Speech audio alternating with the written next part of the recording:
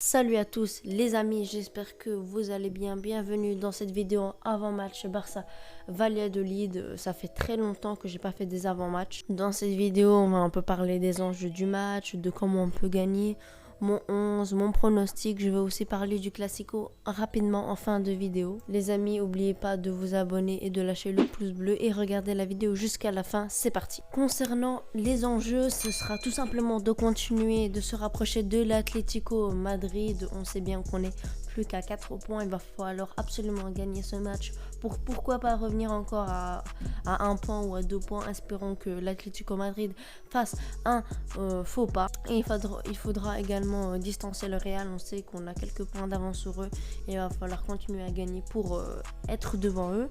Il va falloir également reprendre la bonne série. On sait qu'on a fait énormément de victoires avant la trêve, à l'extérieur et à domicile.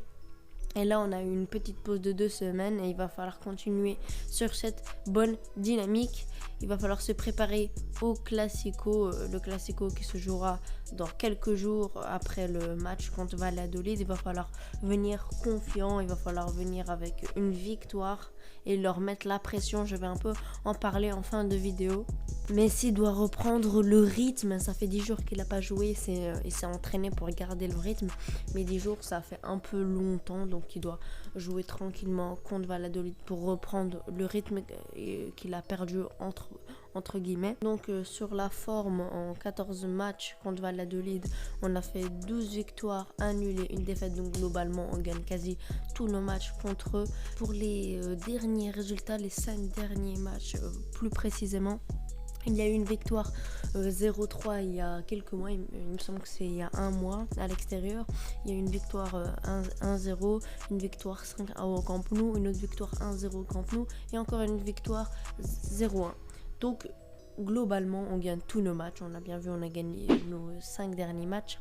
Sur notre forme plutôt, on a une très bonne forme. On a gagné 3-0 contre Elche, on a gagné 0-2 contre Séville, on a gagné 0-2 contre Osasuna, on a gagné 4-1 contre USK, 6-1 contre la Real Sociedad à l'extérieur. C'est il y a 2 semaines, il me semble, rappelez-vous. De leur côté, ils ont eu une défaite 0-1 contre le Real Madrid, un match nul 1-1 contre le Celta Vigo, une victoire 2-1 contre Getafe, un match nul 0-0 contre Sasuna et un match nul 1-1 contre Séville. Je vous rappelle que le but de Séville, c'était dans les 2 dernières secondes, un but de Bono. C'est une petite équipe de Liga, mais qui s'en sort quand même assez bien contre les grosses équipes. Contre Séville, ils ont failli gagner. Ils se sont pris un but dans la fin du match. Contre le Real Madrid, ils ont tenu, ils ont perdu que 1-0. Ils ont tenu le Celta Vigo, qui est une très bonne équipe. Ils ont gagné contre Getafe. Donc, globalement, c'est une bonne équipe de Liga de bas de tableau. On peut dire ils luttent pour le maintien. Comment peut-on gagner? Il va falloir de l'envie, il va falloir venir au pressing, récupérer des ballons, se créer des occasions, ne pas marcher sur le terrain. Et sur ça, je leur fais confiance parce que depuis quelques mois, on voit que les joueurs du Barça ont une très bonne mentalité. Il va falloir être motivé pour gagner ce match et prendre les 3 points qui seraient très bons pour la suite. Surtout qu'on joue Valladolid au Camp Nou, donc on est largement favori. La victoire est obligatoire. Si jamais on fait un match nul ou une défaite qui serait encore pire, ce serait une catastrophe et on pourrait dire que la Liga c'est quasiment fini. Il va falloir avoir de la finition et plier le match assez rapidement. Je pense que par exemple à Dembélé ou Griezmann qui pêchent souvent dans la finition, ces deux-là vont devoir mettre leurs occasions au fond, les grosses occasions. Je compte sur eux. Une petite parenthèse sur Dembélé et Griezmann qui ont fait vraiment du bon boulot avec l'équipe de France. C'était les seuls buteurs de la France. Griezmann qui a planté quelques buts, qui faisait de bons matchs, on peut dire. Il était bon, on peut le dire. Dembélé qui a joué un match et qui a marqué un but et qui était vraiment présent, qui faisait un bon match. C'était le meilleur contre le Kazakhstan, il me semble. C'était le meilleur tout simplement. Il va falloir une défense solide, ne pas donner des buts. Depuis quelques matchs, on donne pas des buts et on donne pas des pénaltys, mais heureusement c'est parce que l'anglais ne donne plus de pénaltys. On espère avoir une défense concentrée. Je vais vous dire un peu la défense un peu plus tard dans la vidéo. L'Anglais va devoir rester concentré, pas faire des pertes de balles débiles, ne pas provoquer un penalty. Il va falloir plier le match rapidement parce que si jamais on tient un 1-0, on peut se faire égaliser en fin de match. Il va falloir mettre quelques buts pour terminer le match, pouvoir faire sortir Messi et De Jong. Je vous dirai pourquoi un peu plus tard dans la vidéo. Et pour ma composition, j'aimerais un Araujo, l'Anglais, Mingueza en charnière centrale. En piston gauche, Alba, ça me semble logique. À droite, Dest pour la défense, Araujo qui revient, qui s'est entraîné puisque il n'a pas joué avec l'Uruguay. L'Anglais qui a joué peu, donc il a pas énormément enchaîné de matchs, il a pu se reposer quand même. Et Mingueza qui revient vraiment bien et qui est le patron depuis que Araujo est blessé. En milieu, j'aimerais bien voir Busquets, De Jong, Pedri qui a joué avec la Roja, qui a fait de superbes matchs. De Jong, je suis un peu inquiet parce qu'il a joué contre le Gibraltar, j'arrive pas à dire le pays, désolé. Il a joué contre également, je sais plus. Il a joué tous les matchs. Il joue trop, je comprends pas pourquoi ils l'ont fait jouer contre ce petit pays, une petite sélection qui est très faible.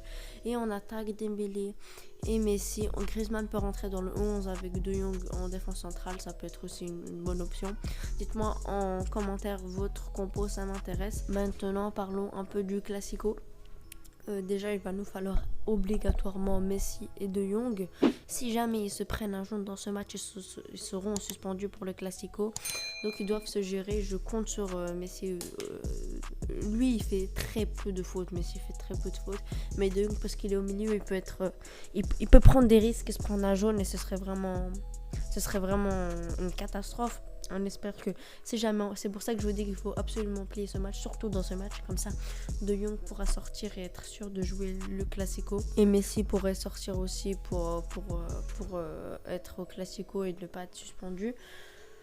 Il faut les mettre la pression et venir confiant au Bernabéu. Il va falloir venir avec de la confiance grâce à ces victoires. Si jamais on gagne, on sera confiant. On espère un faux pas du Real Madrid pour qu'ils viennent pas 100% confiants.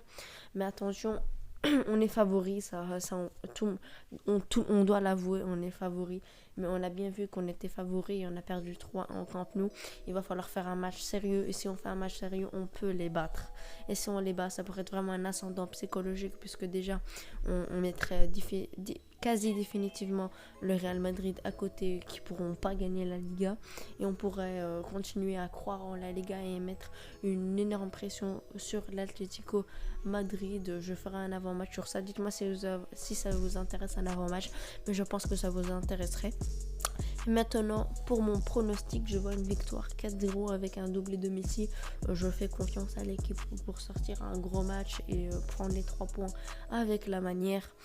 Et voilà les amis, on arrive à la fin de cette vidéo. Si vous l'avez appréciée, likez et abonnez-vous. Et sur ce, je vous souhaite une bonne journée. Ciao.